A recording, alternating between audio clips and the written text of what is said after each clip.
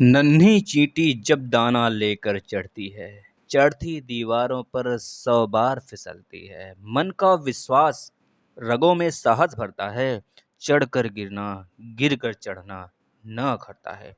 आखिर उसकी मेहनत बेकार नहीं होती है, कोशिश करने वाले की कभी हार नहीं होती है। यह हमारे सूर्यकांत त्रिपाठी निराला जी की कुछ पंक्तियाँ थी, जो हमने आपके आगे रखा। दोस्तों, ये गलियाँ ऐसी हैं करंट हेवन की, अगर आप इस गलियों से नाता जोड़ लेंगे, इसको अपना महबूबा बना लेंगे ना, तो दोस्तों कोई माई का लाल नहीं है सिलेक्शन से आपको रोक सके। दोस्तों, अब हम ऐसी रणनीति बना रहे हैं। दोस्तों, हमने 50 से लेकर 100 टेस्ट, मतलब कि जितने दिन शेष बचे हैं, अब डेली सीडीपी का टेस्ट इसी समय चलेगा, डेली का डेली चलेगा साथियों।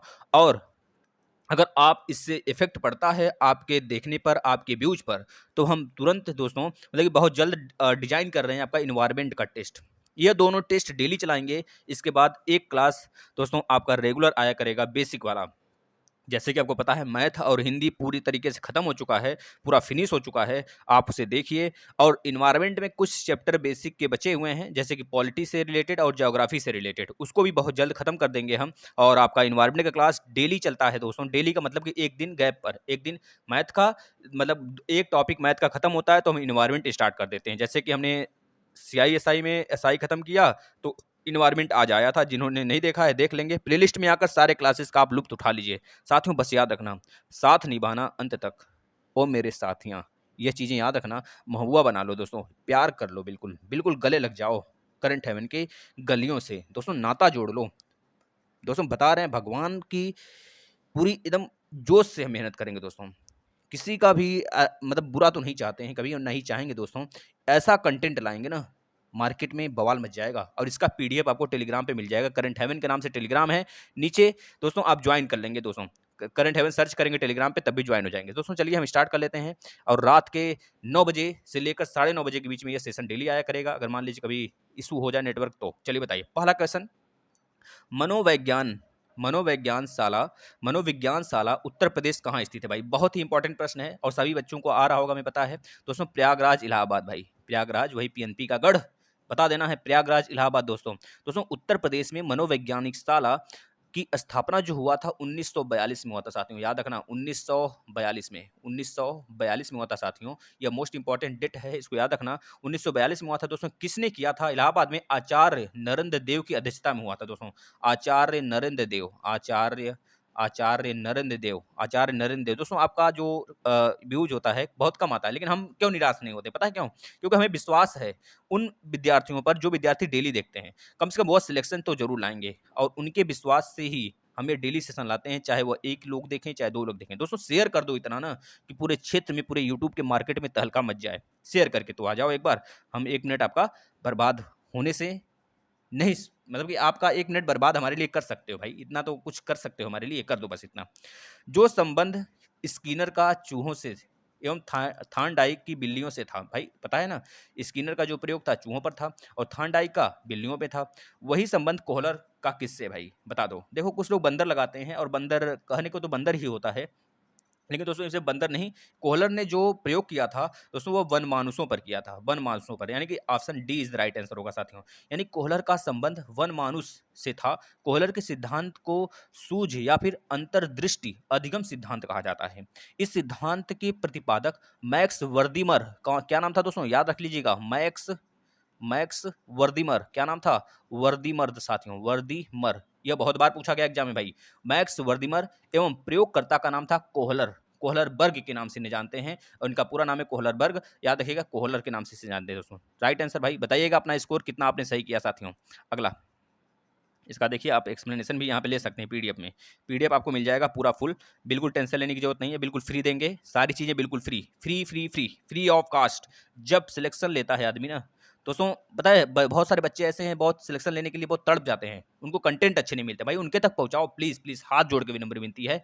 आप लोग को जब इससे प्रॉफिट होगा ना, तब आप लोग आके कहोगे कि हाँ सर जी, हमने इससे सीखा है, इससे 120 प्लस पाया है। क्वेश्चन नंबर 3, बताइए फटाफट। अधिगम का पठार है भाई। अधिगम का पठार क्या है? मतलब कि एक ऐसी स्थिति आ जाना, जैसे सीखते रहना, जैसे आप टाइपिंग कर रहे हो मान लो। अब 1 दिन, 2 दिन आपका प्रगति हुआ, 3 दिन हुआ, लेकिन एक ऐसी स्थिति आ जाती है कि आपको प्रगति देखने को ही नहीं मिलती है।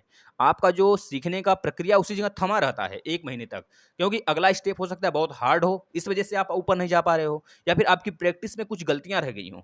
उसे कहते हैं अधिगम का पठार। मतलब कि आपकी जो बुद्धि है दोस्तों, उसी जगह रुका रह जाना, कुछ टाइम तक, कुछ सालों तक, कुछ वर्षों तक इस तरह रुका रह जाना, उसे कहते हैं अधिगम का पठार। यानी कि अधिगम में अवरुद्ध वर्धन दोस्तों, ये अधिगम का पठार का कह लीजिए अधिगम का पठार है दोस्तों, है ना। अधिगम का पठार अधिगम में अवरुद्ध वर्धन का सूचक होता है। अधिगम वक्र का कुछ भाग अत्यंत कम उन्नति को प्रदर्शित करता है। नगण्य उन्नति को प्रदर्शित करने वाले इस प्रकार के भाग अधिगम के पठार कहलाते हैं भाई। याद कर लेना साथियों, ये दोस्तों दूसरा टेस्ट है भाई, याद रखना। और इसी टेस्ट के बाहर, मतलब इसी टेस्ट के अंदर से आएगा सारा क्वेश्चन, इसके बाहर से शायद ही आए, ऐसा डिजाइन किया गया है दोस्तों। आपके लिए सारी खर्च किया जा रहा है, ये चीजें आपके लिए किया जा रहा है, लेकिन आप लोग कुछ नहीं सोचते हो। चलो कोई बात नहीं भाई, कोई तो होगा बंदा जो सोच रहा होगा। द बिहेवियर ऑफ ऑर्गेनिजम्स, बता देना दोस्तों ये किसकी पुस्तक है, किसकी पुस्तक है। सभी लोग पढ़े होंगे, हमें पता है, सभी लोग डीएलएड में, बीएड में इसको देखे होंगे, इनसे पाला जरूर पड़ा होगा दोस्तों। बता देना ये स्किनर का है भाई। स्किनर ने किस पे प्रयोग किया था? चूहों पर किया था। यह सिंपल सा प्रश्न बनता है अनेकों एग्जाम में साथियों। साथियों आप लोग अगर इसको अच्छे से कर रहे हो शेयर, आपकी संख्या बढ़ रही है, तो याद रखना साथियों, हम सारे सब्जेक्ट जितने हैं सबके हम दोस्तों पेडोलॉजी का हम वीडियो लाने वाले सबके लिए जीते, क्योंकि सीटेट में, सुपर टेट में तो जो साइंस के बच्चे उनके लिए नहीं, लेकिन सीटेट में दोस्तों 90 नंबर की आती है पेडोलॉजी, 90 नंबर की सारे सब्जेक्ट से, ठीक है ना। तो स्किनर इसका राइट आंसर होगा दोस्तों। क्या हो जाएगा? स्किनर भाई, याद रखना स्किनर, है ना। दोस्तों द बिहेवियर ऑफ ऑर्गेनिज्म नामक पुस्तक के जो लेखक है स्किनर, लेकिन यह पुस्तक कब लिखी गई थी और कहाँ लिखी गई थी, यह बता सकते हो क्या दोस्तों? 1938 में, 1938 में था साथियों, इसको नोट कर लेना। और किसके द्वारा, मतलब कहाँ लिखी गई थी? यूनाइटेड स्टेट यानी कि यूएसए। यूएसए में कितने राज्य हैं बता देना? 50 राज्य हैं। इन 50 राज्यों में सबसे बड़ा राज्य साथियों कौन सा है? बता देना टक्सास। क्या है? टक्सास है साथियों। टक्सास सबसे बड़ा राज्य है दोस्तों, ये टक्सास। याद रखना दोस्तों, यूएसए में 5 झील भी हैं। कौन कौन से झील हैं? ह्यूरन, देखिए सो में, इस तरह हम ट्रिक बताते हैं आपको, इस ट्रिक से याद कर लीजिए। कनाडा और यूएसए के बॉर्डर पे है। SHO, सो में, ये ट्रिक है, याद कर लेना। एस फॉर दोस्तों superior, H for Huron, O for Ontario, M for Michigan, E for Erie. ये पांचों के पांचों दोस्तों हैं जो कि यूएसए और अमेरिका के बॉर्डर पे स्थित हैं साथियों, याद रख लेना। बहुत ही इंपॉर्टेंट है साथियों, हम आपको जो फैक्ट देते हैं उसको नोट कर लिया करें, ठीक है ना। जैसे ही आपकी संख्या बढ़ती है, हम बहुत कुछ सोच रखे हैं साथियों। ज्योग्राफी का हमने क्लास चला ही रखा है, और बेसिक क्लास भी दे रखा है, प्लेलिस्ट में सारे क्लासेस आपको मिल जाएंगे। हम टेस्ट भी स्टार्ट कर देंगे भाई, बस आप हमारी बातों को सुन लो, बस शेयर कर लो। जिस दिन आप मतलब मन मन में यह बना लो कि हम सर की आज क्लास कम से कम 100 लोगों को शेयर करेंगे, अपने व्हाट्सएप पे, स्टेटस पे, और कह लीजिए कि फेसबुक पर, अपने कॉलेज के ग्रुप में, हर जगह शेयर करेंगे, अपने सहपाठियों को, अपने रिलेटिव भी बताएंगे, है ना भैया। 1.5 यानी कि लगभग अगर 2000 व्यूज आप डेली लाने लगते हो, तो हमारा मन बहुत खुश हो जाएगा साथियों। छात्रों में सही व्यवहार के प्रशिक्षण हेतु सर्वाधिक महत्वपूर्ण क्या है? बता देना साथियों, बहुत ही इंपॉर्टेंट प्रश्न है। 5वें का राइट आंसर क्या होगा दोस्तों? देखिए सही व्यवहार की बात किया जा रहा है, तो प्रशंसा तो ऐसा बात नहीं भाई, प्रशंसा करोगे। जैसे देखिए क्या पूछ रहा है, छात्रों में सही व्यवहार के प्रशिक्षण हेतु सर्वाधिक महत्वपूर्ण क्या है भाई? सही व्यवहार का प्रस्तुतिकरण, है ना दोस्तों, यह राइट आंसर होना चाहिए। देखिए आपको आंसर तो सारे सही लगेंगे, कुछ ऐसे प्रश्न होते हैं जिसके आंसर सारे के सारे हमें सही लगते हैं, लेकिन एग्जैक्ट कौन सा सही है हमको यह पकड़ना है, और जो एग्जैक्ट सही है इस राइट का, इसका आंसर डी होगा। किसका किसका सही बता देना। सही व्यवहार का प्रस्तुतिकरण छात्रों में सही व्यवहार के प्रशिक्षण हेतु सर्वाधिक महत्वपूर्ण कारक है साथियों। यदि अध्यापक के द्वारा छात्रों के समक्ष आदर्श व्यवहार प्रस्तुत किया जाता है, तो बालक भी दोस्तों उचित व्यवहार प्रदर्शित करेंगे। यह बात याद रखिएगा, यह इससे रिलेटिव है प्रश्न, यह पूछा जा सकता है भाई, हर जगह पूछा गया है, और बहुत ही इंपॉर्टेंट है दोस्तों ऐसे प्रश्न। चलिए अगले प्रश्न पे आ जाते हैं, 6 नंबर का। आपको पीडीएफ मिल जाएगा, घबराइएगा मत भाई। नेक्स्ट 6 नंबर का देखिए प्रश्न क्या पूछा जा रहा है आपसे। समस्या समाधान में लक्ष्य प्रवणता के संप्रत्यय को किसने प्रस्तावित किया था? दोस्तों समस्या समाधान की बात किया जा रहा है, जो बच्चे उत्तर देख लिए हैं थोड़ा सा इग्नोर करेंगे उसे, है ना, हम आगे से ऐसा नहीं होने देंगे। बताइए भाई, समस्या समाधान में लक्ष्य प्रवणता के संप्रत्यय को किसने प्रस्तावित किया था भाई? बता देना दोस्तों, किसने किया था भाई? समस्या समाधान के लक्ष्य प्रवणता के संप्रत्यय को CL हल, इनका नाम पूरा क्या था? CL हल, सी एल हल ने किया था। याद रखना साथियों, राइट आंसर यह होगा दोस्तों, इन्होंने ही प्रस्तावित किया था। इस विधि को परिकल्पित निगमनात्मक विधि या फिर तार्किक निगमनात्मक विधि कहा जाता है। इस चीज को याद रखना दोस्तों, परिकल्पित विधि किसे कहा जाता है, परिकल्पित निगमनात्मक विधि किसे कहा जाता है? तो याद रखना, समस्या समाधान के लक्ष्य प्रवणता को हम क्या कहते हैं, या फिर संप्रत्यय को CL हल की जो संप्रत्ययता था उसके हल को हम क्या कहते हैं साथियों, मतलब उसके समाधान को क्या कहते हैं, हम क्या कहते हैं भाई, दो चीज कहते हैं, परिकल्पित निगमनात्मक या फिर तार्किक निगमनात्मक। ये चीज याद रखना, यह प्रश्न बनते हैं और बनेंगे, 100% बनेंगे भाई। अगला प्रश्न बताइएगा, इनमें से कौन सूक्ष्म शिक्षण की विचारधारा से संबंधित नहीं है? सूक्ष्म शिक्षण की विचारधारा से संबंधित नहीं है तो बता देना साथियों, 7वें का राइट आंसर क्या होगा, 7 का। भाई किसको खाना है, आ जाना। मूली, मूली तो हम खा रहे हैं भाई। मूली क्योंकि बहुत पसंद है, मूली पसंद है, जैसे कि पात गोभी के जो पत्ते होते हैं वह बहुत पसंद है मुझे, और बाकी चुकंदर वगैरह भी बहुत पसंद है। ये सारी चीज़ें जो हरी सब्जियां होती हैं थोड़ी सी बहुत पसंद करते हैं, आई लाइक। पता है हम इससे मतलब अब चलिए कभी बता देंगे अपने बारे में। इसको बताइए पहले, इनमें से कौन सूक्ष्म शिक्षण की विचारधारा से संबंधित नहीं है? सूक्ष्म शिक्षण की विचारधारा से संबंधित नहीं। भाई देखिए ध्यान से पढ़िएगा, इसमें 2 आंसर आपको सही लग रहा होगा 7वें में भाई, बताइएगा ध्यान से दोस्तों। इसका राइट आंसर डेविड ह्यूम होगा। क्या होगा? David Hume. याद रखना, डेविड ह्यूम जिसने लगाया है आंसर उसका सही होगा। सूक्ष्म शिक्षण की विचारधारा से संबंधित व्यक्ति का नाम है डब्ल्यू एलन बुश। एक मिनट एक मिनट एक मिनट, देखिएगा, एक मिनट साथियों ना, हाँ देखिए, दो इसमें आपको 2 लग रहा होगा, सही ना? तो हमने क्या बोला, सूक्ष्म शिक्षण की विचारधारा की बात करेगा दोस्तों, तो याद रखना इससे संबंधित कौन है, व्यक्ति कौन है, D.W. एलन बुश हैं। लेकिन इसमें क्या बोला गया, डेविड ह्यूम सूक्ष्म शिक्षण से संबंधित नहीं है। इसमें नहीं की बात किया है ना, तो नहीं, यही नहीं होंगे। याद रखना साथियों, इसमें एचिसन और डब्ल्यू एलन और बुश, यह सब के सब, एचिसन, डब्ल्यू एलन और बुश, ये सब के सब शिक्षण यानी सूक्ष्म शिक्षण से संबंधित विचारधारा रखते हैं, लेकिन डेविड ह्यूम नहीं रखते हैं साथियों। इसका राइट आंसर हमारा बी होगा। अगला देखते हैं, एक मिनट, सॉरी आंसर दिख गया, कोई बात नहीं दोस्तों। जैसे सूक्ष्म शिक्षण देखिए यहाँ पे लिखा हुआ है, अब देख लीजिए। जो सूक्ष्म शिक्षण आया था दोस्तों 1961 में कीथ एचिसन द्वारा लाया गया था, ये बात याद रख लेना आप। निम्न में से कौन सा शिक्षण अधिगम का स्तर नहीं भाई, अधिगम का स्तर कौन सा नहीं है भाई, बता देना। 8वें का जो राइट आंसर होगा साथियों कौन सा होगा दोस्तों, नहीं है, ये बात किया जा रहा है। निम्न में से कौन सा शिक्षण अधिगम का स्तर नहीं, मतलब 3 है, एक नहीं है। जो 3 है उसको भी याद रख लेना दोस्तों। याद रखना दोस्तों, जो शिक्षण के अधिगम के स्तर हैं दोस्तों, शिक्षण अधिगम का स्तर है उसको पहले बता दो दोस्तों। स्मृति स्तर है हमारा, स्मृति सोचोगे ना, सोचना है कि नहीं, आप कुछ सोचते हो तभी ना कुछ कर पाते हो, बता देना। बिना सोच के कुछ पढ़ पाते हो कि या फिर याद रख सकते हो बिना सोचे कुछ, भैया उसको मन में दोहराओ, सोते वक्त दोहराओ, बैठने वक्त दोहराओ, जब भी बैठ रहे हो उसको मन में या फिर मस्तिष्क में अपने स्मृति में लाते रहो, वो चीज़ें बहुत लंबी समय तक याद होती हैं। इसके बाद दोस्तों आप रिवीजन करो, है ना। जैसे व्याख्यान, व्याख्यान भी तो एक इसका दोस्तों कह लीजिए कि है, व्याख्यान है कि नहीं, बता देना दोस्तों। अवबोध स्तर यानी कि अंडरस्टैंडिंग लेवल, आपके अंडरस्टैंडिंग लेवल कितना है, मेमोरी लेवल तो हो गया स्मृति, अगले लेकिन अंडरस्टैंडिंग लेवल कितना, कितना तेज आप समझ सकते हो किसी चीज को, अवबोध स्तर उसे कहते हैं, हिंदी में अवबोध कहते हैं। मतलब यह भी सही है हमारा, इसका इस प्रश्न का राइट आंसर नहीं है, मतलब कि यह होता है शिक्षण अधिगम का स्तर। इसमें पूछा है कौन नहीं है, तो नहीं वाला अभी हम टिक करते हैं, पहले यह बता दें आपको कौन सा है। तो सब परावर्ती स्तर, मतलब कि रिफ्लेक्टिव लेवल, आप कितना रिफ्लेक्ट होते हो उस चीज से, यानी कि राइट आंसर 3 भी, इसका जो 3 है दोस्तों, यह मतलब जो आपका यह बी वाला भी है, यह भी हो जाएगा, इसका यह वाला भी होगा। मतलब कौन सा नहीं है, दूरवर्ती स्तर दोस्तों। यह क्या होता है भाई, यह डिस्ट्रक्टिव है, यह नहीं होता है, याद रखना साथियों। मतलब यही हमारा राइट आंसर होगा इस प्रश्न का। अगला चलते हैं, देखिए यहाँ पर सब कुछ मिलेगा आपको, बिल्कुल एक्सप्लेनेशन के साथ है, अच्छे से आप इसको पीडीएफ डाउनलोड करके 2-3 बार रिवाइज कर लेंगे। अगला, निम्न में से कौन सा कक्षा शिक्षण में जनतांत्रिक शिक्षण नीति नहीं है भाई, बता देना। कौन सा इसमें कक्षा है दोस्तों जिसमें कि जनतांत्रिक शिक्षण नीति नहीं है, आपसे यह पूछा जा रहा है। यानी कि 9वें का जो राइट आंसर होगा साथियों वो क्या होगा भाई, व्याख्यान, ए होगा, याद रख लेना ए दोस्तों। यानी कि 9वें का जो राइट आंसर ए, व्याख्यान कक्षा शिक्षण में जनतांत्रिक शिक्षण नीति नहीं है। व्याख्यान किसी अध्यापक अथवा विशिष्ट व्यक्ति द्वारा दिया जाता है। भाई आप ही सोचो कि कक्षा में शिक्षण में जनतांत्रिक शिक्षण नीति कैसे हो सकती है, ये तो केवल एक टीचर ही तो समझा सकता है, उसका व्याख्या कर सकता है, अध्यापक ही तो व्याख्या कर सकते हैं। जिसके द्वारा कोई जो शिक्षण ले रहा है, शिक्षा ले रहा है दोस्तों, वो क्या कर सकता है, उसे सीख सकता है, यानी कि अपने अपने विचारों में प्रकट कर सकता है। मतलब कि अपने विचारों में प्रकट करने वाला चीज़ है यह शिक्षण। जो आपका कह लीजिए कि जो आप शिक्षण दे रहे हो किसी को, ये अपने विचारों में प्रकट करोगे, उसको समझाओगे अपने तरीके से, तौर तरीके से। कितने शिक्षक होते हैं साथियों की नाच गाने से भी समझाते हैं, बहुत ही उटपटांग हरकतें भी करते हैं। उटपटांग इन द सेंस मतलब कि कुछ ऐसे चीज़ को प्रदर्शित करना जिससे कि बालक जो है समझ जाए। तो ये सब हमारा व्याख्यान के अंतर्गत आ जाता है, यानी कि नीति नहीं है पूछा गया है, सॉरी नीति नहीं है, जो जनतांत्रिक नीति नहीं है शिक्षण का, वह हमारा क्या है दोस्तों, व्याख्यान है। व्याख्यान तो शिक्षा की मतलब कि अध्यापक के लिए यूज किया जाता है भाई ना।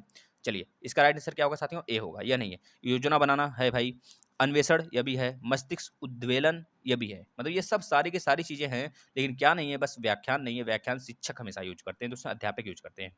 अगला अगला क्या है भाई, 10वें का देख लेते हैं, 10वें का अच्छा 2 इस पे है, 2 अगला है। चलिए पहले इसको पढ़ लीजिए एक प्रश्न।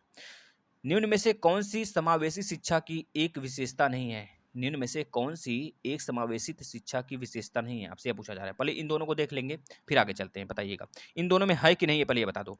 यह केवल विशेष आवश्यकता वाले छात्रों के सीखने में अभिवृद्धि करती है, क्या ऐसी बात है समावेशी शिक्षा में?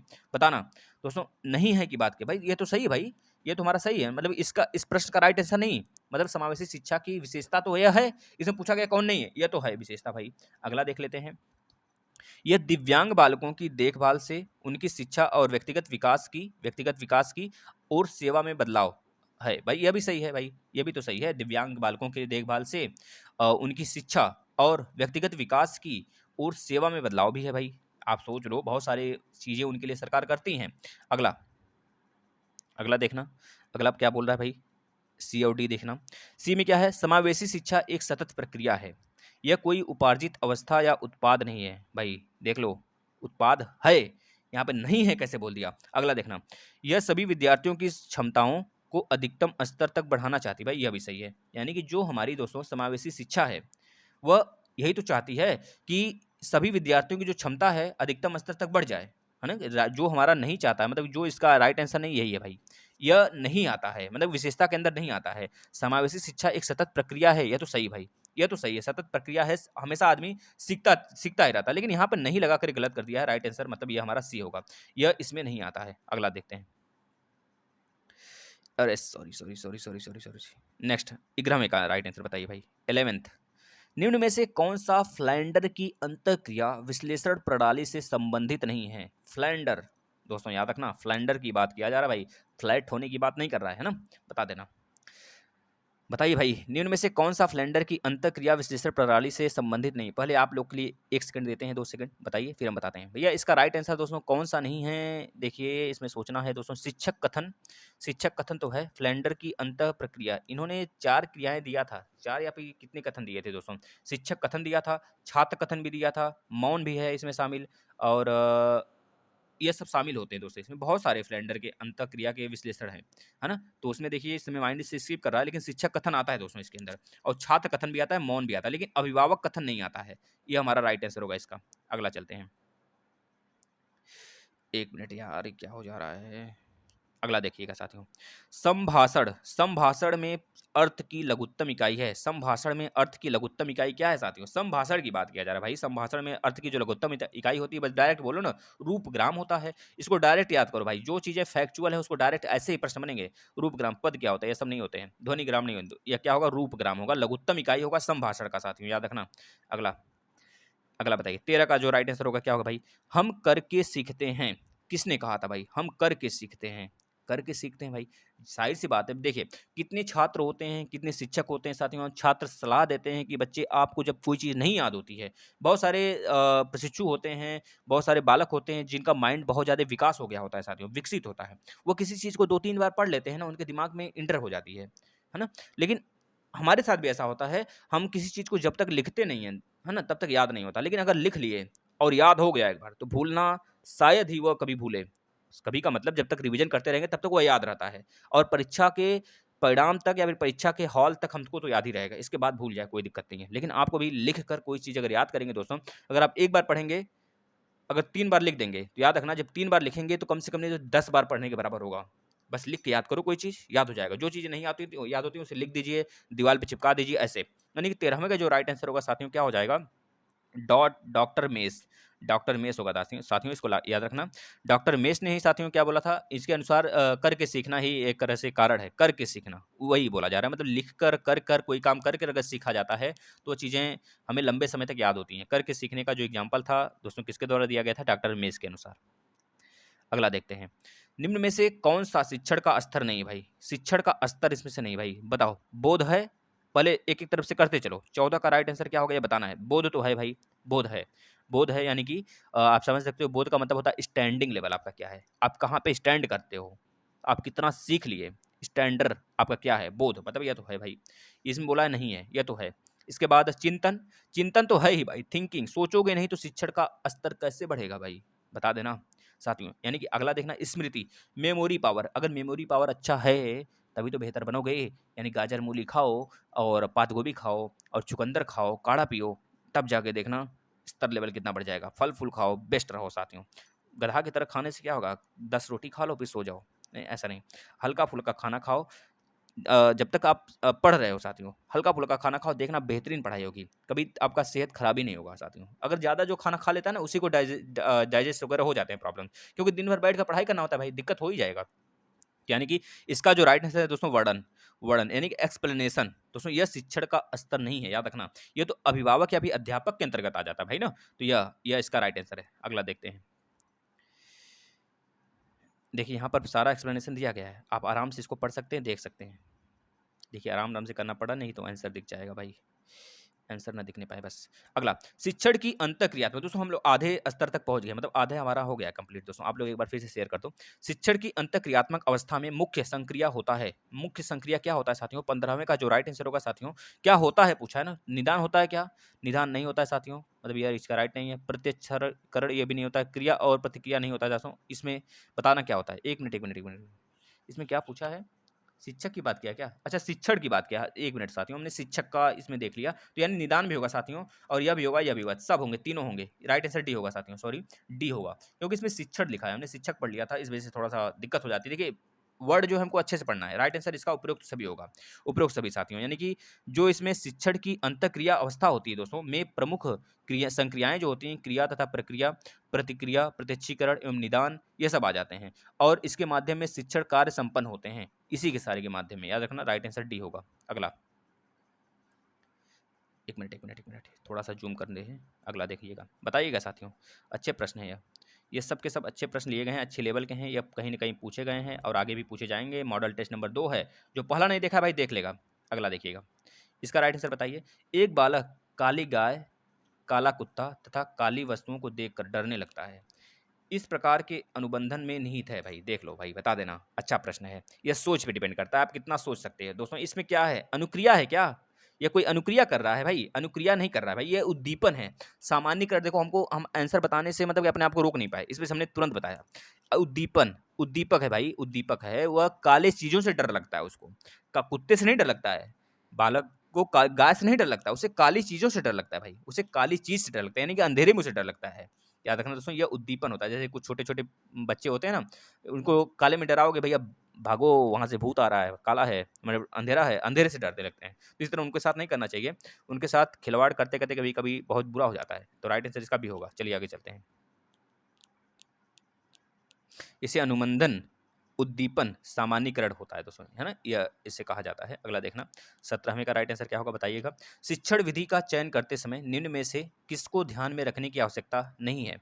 शिक्षण विधि का, यहाँ पे फिर से पढ़िए, शिक्षण लिखा है, शिक्षण विधि का चयन करते समय निम्न में से किसको ध्यान में रखने की आवश्यकता नहीं, किसको हम ध्यान में न रखें तो हमारा काम चल जाए, फटाफट बता दो मेरे यारों। तो उसे याद रखना, अभिभावक की पृष्ठभूमि, भाई शिक्षण लेते समय अभिभावक की पृष्ठभूमि की क्या आवश्यकता है, बताओ, है नहीं ना? दोस्तों व्यक्तिगत भेद तो आवश्यक है, विद्यार्थियों का मानसिक स्तर भी आवश्यक है भाई, विषय की विशिष्ट प्रकृति भी आवश्यक है, मतलब किस विषय के बारे में वहां पे बात हो रही है, आपके मानसिक स्तर पे भी देखा जाएगा, व्यक्तिगत भेद भी देखा जाएगा। लेकिन इसमें साथियों एक चीज और होता है ना, इसमें व्यक्तिगत भेद आ जाता है, विद्यार्थियों के मानसिक स्तर भी देखा जाता है, उनकी सीमा देखी जाती है, कितनी वो पढ़ सकते हैं, ये सब सारी चीजें आती है। लेकिन अभिभावक की पृष्ठभूमि इसमें नहीं होती साथियों, नहीं बोला गया, तो यही हमारा राइट आंसर, क्योंकि यहाँ पे नहीं है कौन सा, तो यही बी नहीं है। अगला देख लेते हैं, 18 का बताइएगा भाई। निम्न में से कौन सी बाल्यावस्था की एक विशेषता नहीं है? बाल्यावस्था की विशेषता नहीं है के बारे में बात कर रहा साथियों, याद रखना। बाल्यावस्था की विशेषता आपको पता होना चाहिए। कितनी विशेषता है बाल्यावस्था के? सामूहिक खेलों में रुचि लेना, सामूहिक खेलों में रुचि लेना साथियों, सामूहिक खेल में रुचि लेते हैं बालक भाई। जिज्ञासु होते हैं, मतलब किसी चीज को देखते हैं तो उसको पाने की क्षमता होती है बालकों की, उसके बारे में जानने की क्षमता होती है, यानी कि जिज्ञासा की प्रबलता होती है उनके अंदर साथियों, आप खुद जानते हो। इसके बाद रचनात्मक कार्यों में आनंद लेते हैं साथियों। रचनात्मक कार्य का मतलब जैसे कि कोई चीज टूट फूट गया घर में, तो अगर मान लीजिए वह उनसे परे है तब तो ठीक है, अन्यथा वह उसे देख लेंगे तो कहीं से भी अगर टाँड़ पे कोई चीज़ रखा होता है तो बहुत सोचो, आप छोटे थे तो टाँड़ पर चढ़ जाते थे, उसे उतार लाते थे। फिर अगर वह टूट-फूट जाता है तो उसके बारे में सोचते थे कि यह कैसे टूट गया, उसको जोड़ते थे। बचपन में याद रखो आप क्या करते थे, छोटे-छोटे गाड़ियों को लेके क्या करते थे, सजाते थे, लाइन लगाते थे। इस तरह हमने किया है भाई, हमने किया है तभी बता रहे हैं। ये सारी चीज़ें करते थे, मतलब एक बालक के अंदर जिज्ञासा होना चाहिए और रचनात्मक कार्य होना चाहिए भाई, और रचनात्मक कार्यों में आनंद लेते थे, है ना? इसी तरह यह भी हो गया, रचनात्मक कार्य भी आते हैं इसके अंदर। इसके बाद मानसिक योग्यता में वृद्धि होती है दोस्तों उनके, ये भी तो सही है। इसके बाद सामूहिकता की प्रबलता होती है उनके अंदर दोस्तों, आत्मनिर्भरता की भावना होती है उसके अंदर। मतलब ये सारी क्रियाएँ होती हैं, और भी होती हैं, लेकिन ये सारी होती हैं, लेकिन होता नहीं है इसमें, यह पूछा गया है, क्या नहीं होता है? तो जिज्ञासा की कमी दोस्तों, यही तो गलत कर दिया है। जिज्ञासा होती है भाई, जिज्ञासा की कमी ऐसी बात नहीं है उनके अंदर, जिज्ञासा बहुत ज़्यादा होती है। अगला देखिए, देखिए सब कुछ यहाँ पे एक्सप्लेन किया गया है, आप देख सकते हैं। अगला बताना, निम्न में से कौन-सा सृजनात्मक प्रक्रिया से संबंधित नहीं है? सृजनात्मक क्रिया, सृजनात्मक भाई यह वर्ड हमने बहुत ही मेहनत से सीखा है, और किससे सीखा है कभी बता देंगे। निम्न में से कौन-सा सृजनात्मक प्रक्रिया से संबंधित नहीं भाई? देखो, लाइफ में कोई चीज़ बनाना किसी को, तो ऐसे लोगों को बनाना अपना, जो कुछ आपको सिखाएँ, और फालतू की टाइम वेस्टेज को ना बनाना कभी किसी को, मतलब कुछ सीखो उनसे, और उतना ही लगाव बढ़ता है दोस्तों, है ना? चलिए, कुछ उनको आप सिखाओ, कुछ उनसे आप सीखो, तो ऐसे लोग लाइफ में बहुत ही ज़्यादा सक्सेस होते हैं और लाइफ बहुत अच्छी हो जाती है। तो 19 का राइट आंसर बताइए पहले। तो उसमें क्या पूछा गया है, निम्न में से कौन सा सृजनात्मक प्रक्रिया से संबंधित नहीं है? दोस्तों 10 क्वेश्चन और मात्र रह गए हैं, बस आप लोग बने रहिए, जिसके बाद खाना पीना खाते हैं साथ साथ में। उद्धब क्या होगा भाई, क्या पूछा गया, नहीं है ना, तो इसमें याद रखना दोस्तों, अभिप्रेरण है, प्रबोधन भी है, आयोजन भी है साथियों, है ना, यह सब तो हैं। इसमें अभिप्रेरण का संबंध सृजनात्मक, एक मिनट रखना, सृजनात्मक जो अभिप्रेरण है साथियों, जब अभिप्रेरण इसमें आ गया तो सृजनात्मक तो नहीं आएगा इसमें, है ना? एक मिनट एक मिनट एक मिनट, इसमें दोस्तों उद्भवन नहीं होगा, यही नहीं होगा ना, इसको एक बार देखना पड़ेगा मुझे। वैसे राइट आंसर आपका यही है, ए ही है। इसके जो इसमें दिया गया उसके अनुसार यह राइट आंसर आपका ए है, लेकिन हमको तो गलत लग रहा है, रॉन्ग। आप बताइएगा थोड़ा सा इसके बारे में तो। अगला प्रश्न, अगला प्रश्न की तरफ चलते हैं। नेक्स्ट नेक्स्ट बताइएगा भाई। डी डी आ जा भाई, हाँ ठीक है। चलिए बताइए, निम्न में से कौन सा वृद्धि और विकास का प्रथम चरण है? वृद्धि और विकास का प्रथम चरण भाई, ये तो बहुत आसान प्रश्न है, इसको गलत किए तो बहुत पिटाओगे। देखिए, वृद्धि और विकास में जो निम्न चरण होते हैं उसमें पहले सबसे पहला जो आता है दोस्तों, शारीरिक विकास होता है। अगर शारीरिक विकास होगा आपका, तभी मानसिक विकास होगा। शरीर स्वस्थ तो मानसिक रूप से स्वस्थ, जब मानसिक रूप से स्वस्थ तो संवेगात्मक जितनी भी स्थितियां होती हैं, संवेगात्मक विकास होता है आपका, वह होगा। यानी उसके बाद नैतिकता विकास होगी, नैतिक बढ़ेगा आपका संवेगात्मक बद, उसके बाद सामाजिक विकास होगा साथियों। जब आप सीखोगे तो दूसरों को बताओगे। नैतिकता जब समाज में एक व्यक्ति सीख लेता है, इसी तरह धीरे धीरे सारे बच्चे सीख लेते हैं, तो सामाजिक जो होता है, सामाजिक विकास होता है साथियों। इस तरह से एक ट्रिक बना लो अपना, आप याद कर लोगे साथियों। बस डेली क्लास में रहो, ये सारे के सारे प्रश्न रिवीजन होंगे दोस्तों, देख लेना, ये सारे के सारे प्रश्न रिवाइज होंगे। आप बस बने रहो, इससे बाहर नहीं आएगा तो नहीं आएगा तो नहीं आएगा भाई। आप बस कर लो, सारे के सारे टेस्ट करो मेरे धुरंधरों, देखना 30 में 30 लेके आओगे। सीखना एक तरह के व्यवहार का एग्जाम्पल है भाई। सीखना क्या है भाई, ये बताना है आपको। जो सीखना एक तरह का व्यवहार का क्या क्या क्या आपके भाई, क्या बचाव है, क्या संशोधन है, क्या विस्तार है कि प्रसार है? भाई जो सीखना होता है वो संशोधन है, अपनी लाइफ में आप संशोधन करते हो एक प्रकार से, जैसे अमेंडमेंट बोलते हैं। सीखना एक तरह के व्यवहार का संशोधन है। गेट्स बोले थे दोस्तों, गेट्स, वह अन्य के अनुसार अगर देखें तो अनुभव एवं प्रशिक्षण द्वारा व्यवहार में परिवर्तन होना ही अधिगम है। आप बताओ, अनुभव के अनुसार ही तो कोई काम करते हो। एक बार गिर गए, दोबारा आप वहाँ पे नहीं गिरोगे। ये आपका क्या बताता है? अनुभव बताता है। एक बार आपने हार मान ली, अब इससे इसमें आपको सक्सेस पाना है, ये आप ठान लिए कि हमको 30 में 30 लाना है सीडीपी में किसी हाल में। जब 30 में 30 हम फिक्स करेंगे अपना, तो तभी हमारा टारगेट पूरा होगा, अचीव होगा 120 प्लस का। दोस्तों 30 में 30 आपने ठाना है, और एक बार मान लीजिए आप पेपर दे चुके हैं, लेकिन आपको यह हो गया कि हमें 119 हमारा आ गया, 1 नंबर कैसे कम आ गया? अब कहाँ पे आप गलती किए थे आपको पकड़ में आ गया, वही आपका अनुभव है साथियों। इस बार आप फोड़ोगे 125 लाओगे। याद रखना साथियों, ऐसी स्थिति को कहते हैं अनुभव वाले व्यक्ति। और अपने अनुभव से आप दूसरे को सिखाते हो कि हाँ, यहाँ पर हमने गलती किया था, ऐसे-ऐसे करोगे तो ये गलतियाँ होंगी। आप एक काम करो, यह काम करो, ऐसे आपका 100% नंबर आएगा। तो ये अनुभव बताता है। और हारना जीतना तो लाइफ में लगा ही रहता है। मैदान में न कूदो, यह सबसे बड़ी हार है। और मैदान से भाग जाओ, डटे न रहो, यह बहुत बड़ा कायरता की निशानी होती है। स्किनर बॉक्स का प्रयोग किया जाता है। स्किनर बॉक्स का प्रयोग किसमें किया जाता है साथियों, ये बताना। शाब्दिक अधिगम के लिए किया जाता है क्या? स्किनर बॉक्स का प्रयोग किसमें किया जाता है भाई, बता देना। दोस्तों इसमें जो है स्किनर बॉक्स का प्रयोग अनुबंधन के लिए किया जाता है। प्रसूत अनुबंधन, दोस्तों आप सभी लोगों को पता होगा प्रसूत अनुबंधन क्या होता है, इसके लिए किया जाता है। स्किनर ने इसका प्रयोग सन 1938 में किया था। कब किया था भाई? सन 1938 में किया था साथियों, यह याद रखना।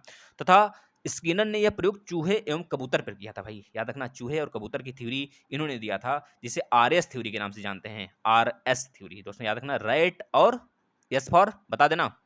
रैट और भाई यस फॉर, कबूतर का इंग्लिश क्या होता है भाई, हम भूल गए, देखो है ना। देखो यहाँ पर सबके सब पढ़ा हुआ है। अगला बताना, 28 का राइट आंसर क्या होगा भाई, देख लो। 28 का राइट आंसर बता देना, बेइज्जती मत कराना, बहुत ही आसान प्रश्न है। बुद्धि बुद्धि मापन की भाटिया बैटरी परीक्षण में है भाई, बता देना। देख लो बहुत आसान प्रश्न है, बेइज्जती न कराना, बेइज्जती न कराना भाई। 23वें का जो राइट आंसर है साथियों, बुद्धि मापन की भाटिया बैटरी परीक्षण में 5 उप परीक्षण होते हैं। कौन कौन से उप परीक्षण होते हैं हम बता रहे दोस्तों, कितने उप परीक्षण होते हैं, बस 5 याद रखो। कौन कौन से होते हैं दोस्तों? कोहल्सबर्ग, एक minute, Kohs block design test होता है दोस्तों। एक होता है पास अलोंग टेस्ट होता है दोस्तों। एक होता है पैटर्न डिजाइन टेस्ट होता है। चौथा होता है इमीडिएट मेमोरी टेस्ट होता है। एक होता है पिक्चर कंस्ट्रक्शन टेस्ट होता है साथियों। यह सब पता है ना, रेलवे वगैरह में जब सिलेक्शन होता है ना, तो ये सारी टेस्ट होते हैं, है ना। जो पिक्चर होता है ना, पिक्चर कंस्ट्रक्शन टेस्ट, ये बहुत जरूरी होता है रेलवे में। अन्यथा भाई आप बच्चा चल गया, लोको पायलट बन गए और सामने वाली गाड़ी को दिखे नहीं, लड़ा दिए, काम हो गया, लो गए आधा यात्री। तो ये सारे टेस्ट होते हैं। देखो यहाँ पे लिखा गया है, आप पीडीएफ में पा जाओगे। पीडीएफ देखो फ्री देते हैं भाई, कहो तो पैसा लगा दें, 1-2 रुपए दोगे भाई। हम क्यों पैसा लें, हमें क्या जरूरत है पैसे के बेचने की, हमें कोई कमी नहीं है। बस हमें देखिए, हमें पैसा नहीं कमाना है भाई। ये सब सारी चीज़ें बेकार हैं। हम बस जो चीज़ें कर रहे हैं आपके लिए कर रहे हैं। आप ला लो ना, मेरे ला लो। आप 30 में 30 ला लो ना, 120 में ला लो, 120 प्लस मेरे ला लो ना। मैं समझ रहे हो, ला लो, नंबर ला लो, मेरे ला लो। तो बहुत ही आनंद आ जाएगा मुझे इस प्लेटफॉर्म पे लाकर। कम से कम एक सूट तो कर सकते हैं आपके साथ भाई। सभी नेक्स्ट, किंडर किंडरगार्टन विधि का प्रतिपादन किसने किया? किंडरगार्टन विधि का प्रतिपादन किसने किया है साथियों? 24 का डायरेक्ट वाला आंसर है, मतलब इसमें कुछ बोलना नहीं है आपको, बता देना। इसे किसने किया है? फ्रोबेल ने किया है साथियों, बता देना। फ्रोबेल दोस्तों किंडरगार्टन प्रणाली के प्रतिपादक फ्रोबेल महोदय को माना जाता है भाई। किंडरगार्टन को बालोद्यान अथवा बच्चों का उद्यान भी कहा जाता है। बच्चों का उद्यान के नाम से नहीं जाना जाता है साथियों, याद रखना। अगला देखना, संकलनात्मक परामर्श के जन्मदाता हैं, बता देना भाई। संकलनात्मक जो परामर्श होता है उसके जन्मदाता कौन है साथियों? 25वें का जो राइट आंसर है साथियों, ए थॉर्न है, याद रखना दोस्तों। इनका नाम है FC थॉर्न दोस्तों। यह संकलनात्मक परामर्श के जन्मदाता हैं। इस परामर्श में दोस्तों परामर्शदाता न तो अधिक सक्रिय होता है और न ही अधिक निष्क्रिय होता है ना, ये चीज याद रखना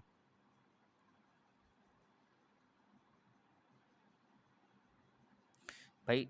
छोटा करते हैं इसे, बस 4 प्रश्न और है, बस आप लोग इसके बाद डिनर उनर करिएगा, अन्यथा बहुत सारे प्रतिशत खा भी रहे होंगे और हमें यहाँ पर पेट में चूहे कूद रहे हैं भाई।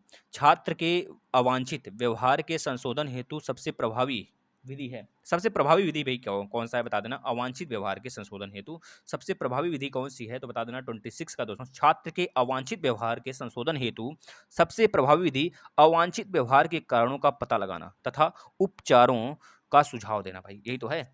अवांछित कार्य व्यवहारों का कारणों का पता लगाना और उपचारों का सुझाव देना, यही है डी भाई, ऑप्शन नंबर डी राइट होगा। 27 का बताइएगा डिसलेक्सिया भाई। इस पर हम एक वीडियो लाने वाले, जितने दोस्तों यह हैं, डिसलेक्सिया हो गया, डिस्ग्राफिया हो गया, जितने ये सारे हैं पूरे के पूरे, कम से कम 60-70 60 से 70 ट्रिक से बताने वाले हैं बहुत जल्द बोर्ड पर आके, ठीक है ना। इसका राइट आंसर बताइए। डिसलेक्सिया क्या होता है दोस्तों? डिसलेक्सिया का मतलब होता है, जैसे कि बात करें दोस्तों, डिसकैलकुलिया होता है। डिसकैलकुलिया का मतलब है गणित कौशल से संबंधित होता है, डिसकैलकुलिया, तो यह राइट आंसर इसका नहीं है। अब इसमें पूछा गया दोस्तों एक और होता है, जैसे कि लेखन संबंधी अगर विकार होता है, लेखन संबंधी, तो उसे बोलते हैं डिसग्राफिया। लेखन संबंधी जब विकार होता है तो उसे बोलते हैं डिसग्राफिया, मतलब ये भी गलत है। इसके बाद साथियों अगर आपका मान लीजिए कि डिसलेक्सिया अगर है तो पढ़ने संबंधी विकार होगा। डिसलेक्सिया का मतलब पढ़ने से संबंधित विकार होगा, मतलब यह राइट आंसर है। लेकिन एक और होता है साथियों, अफेजिया, इसे बोलते हैं डिसफेजिया। डिसफेजिया का मतलब होता है दोस्तों आपका वाक क्षमता कमजोर है, वाक क्षमता कमजोर है, यानी कि यह भी गलत है। इसका राइट आंसर नहीं है, यह होता है लिख लीजिए, डिसफेजिया होता है, इसे अफेजिया भी बोलते हैं। और इसे बोलते हैं लेखन संबंधी जब विकार होता है तो डिसग्राफिया बोलते हैं, डिसग्राफिया। अगर पढ़ने से संबंधित विकार है तो उसको डिसलेक्सिया बोलते हैं। अगर कैलकुलेशन में कोई विकार है तो ये दोस्तों क्या कहते हैं भाई, डिसकैलकुलिया कहते हैं। सारी चीज़ें हैं, हम इसको ट्रिक से बताएंगे, घबराइए मत। सारे कम से कम 60-70 बताने वाले हैं ट्रिक से। भाई बस बने रहो लास्ट तक, हमारा सहयोग करो। बस आप कोई आए या ना आए, कहते हैं ना मेहमान आता है, अगर मिठाई देते हो, मिठाई नहीं खाता है तो आप मिठाई अंदर लेके चले जाते हो ना, बस वही काम करना है आपको, तो लाना भी नहीं वहाँ से, बस आप शेयर कर दो, उसे दे दो, उसके तक आप पहुँचा दो। जिस प्रकार से हम क्लास लेते हैं, बच्चे नहीं आते हैं फिर भी हम क्लास लेते हैं, आपका भी काम है आप शेयर कर दो, जिसको पहुँचाना जिसके पास उसको भेज दो। यह मत करो कि निंदा करेगा हमारा, निंदा करने से मत डरो, निंदा अपनी कराओ निंदा, जितनी निंदा होगी आप ना, आपका उतने ज़्यादा आप पवित्र बनोगे। ब्रेल लिपि एवं टेप रिकॉर्डिंग किसके लिए शैक्षिक प्रावधान के रूप में प्रयुक्त किया जा सकता है भाई? 28वें का जो राइट आंसर है साथियों क्या होगा? 28 का राइट आंसर साथियों ए होगा। ब्रेल लिपि तथा टेप रिकॉर्डिंग दृष्टिबाधित विद्यार्थियों के लिए भाई ना, तभी तो भाई शैक्षिक प्रावधान के रूप में वही तो प्रयोग कर सकते हैं, तो दृष्टिबाधित राइट आंसर होगा साथियों। भाई जो देख नहीं सकता उसी लिए तो है। अस्थिबाधित भैया, अस्थिबाधित नहीं, श्रवणबाधित नहीं साथियों। श्रवणबाधित होगा तो उसके लिए टेप रिकॉर्डिंग काम ही नहीं करेगा भाई, है ना, समझ रहे हो ना। और विकलांग के लिए क्या, विकलांग तो कहीं भी बैठकर कुर्सी चेयर लगा दो, आराम से वो बैठ के पढ़ सकते हैं, है ना, तो यह नहीं है, इसका राइट आंसर हमारा क्या होगा? ए। अगला 29, बस लास्ट क्वेश्चन और है साथियों, इसके बाद बताइएगा। माफ़ी दीजिएगा आंसर दिख गया है, लेकिन प्रशिक्षु चोरी नहीं करना है भाई, चोरी करने से बचना है। CWSN का अर्थ है भाई, CWSN का अर्थ क्या है दोस्तों बता देना। CWSN का अर्थ पूछा जा रहा है आपसे। CWSN का पहले फुल फॉर्म बता दो। Children with special needs, children with special needs, यानी कि हिंदी में बोलें विशिष्ट आवश्यकता वाले बच्चे। विशिष्ट आवश्यकता वाले बच्चे, उसमें आप पता है क्या करोगे, इंग्लिश वाला वर्जन देखकर इसे बिल्कुल सही कर सकते हो अंदाजे से। Children with children with special needs दोस्तों, है ना, मतलब विशिष्ट आवश्यकता वाले बच्चे। लास्ट लास्ट लास्ट भैया, भोजन वोजन करने का भी वक्त आ गया है, तो आप इसे शेयर कर देंगे प्लीज़ प्लीज़ प्लीज़ साथियों, कम से कम सुबह तक इस पे 2 से 3 हज़ार व्यूज आ जाएं, आपका बहुत बहुत शुक्रगुजार होंगे। निम्न में से कौन सा परामर्श का एक तत्व नहीं है? परामर्श का एक तत्व नहीं है साथियों, बता देना। 30वें का जो राइट आंसर है क्या हो जाएगा मेरे प्यारे, मेरे दुलारे, मेरे मित्रगण, बता देना। इसको आपके लिए छोड़ते हैं, इसका राइट आंसर कल बताते हैं, है ना, कल बताते हैं। बताना क्या इसका साक्षात्कार होगा, कि विश्वास होगा, कि संप्रेषण होगा, कि वृत्तिक वृद्धि होगा। इसका राइट आंसर सभी लोग करेंगे, जो करेंगे कमेंट में उन्हीं को आंसर इसका दिया जाएगा, उन्हीं को इसका आंसर मिलेगा, जो कमेंट बॉक्स में करेंगे आंसर करेंगे, है ना। गलत ही सही होगा, तो गलत जो सही करेंगे उसके लिए सही बता देंगे, जो गलत करेंगे गलत भैया उनको बता दिया जाएगा उनका आंसर क्या है, ठीक है ना। चलिए धन्यवाद, आप लोग इतनी देर तक बने रहे, और चलिए खाना पीना खाते हैं, और सभी लोग ज़रूर शेयर कर देंगे। और सुबह वाला जो सेशन होता है साथियों उसको ज़रूर देखें, मतलब दोपहर में जो सेशन होता है 2 ढाई बजने 3 बजने के करीब, उसको आप ज़रूर देखा करें साथियों। वो एनवायरनमेंट का टेस्ट हम बहुत जल्द लगा देंगे, एनवायरनमेंट का भी टेस्ट, क्योंकि अगर आपकी संख्या बढ़ी तो हम 3 क्लास कंटिन्यू कर देंगे भाई। आपके लिए अपडेट भी लाना पड़ता है ना, इसमें थोड़ा-सा बँध जाते हैं, और प्लस अपनी भी पढ़ाई करनी पड़ती है, अपना ऑफलाइन भी देखना पड़ता है भाई, मतलब बहुत सारी चीज़ें होती हैं, तो आप लोग नहीं समझोगे ना। जब प्रॉब्लम्स जिसके पास आता है वो फेस करता है आदमी, बहुत सारी दिक्कतें होती हैं, लेकिन हम दिक्कत से कभी हार मानते नहीं भाई, जीतेंगे और जीतेंगे। प्रण किए हैं ना आपको 120 लाने के लिए, तो प्रण हमारा पूरा होगा, 120 लाएंगे। चलिए धन्यवाद साथियों, सभी को गुड नाइट प्यारा सा।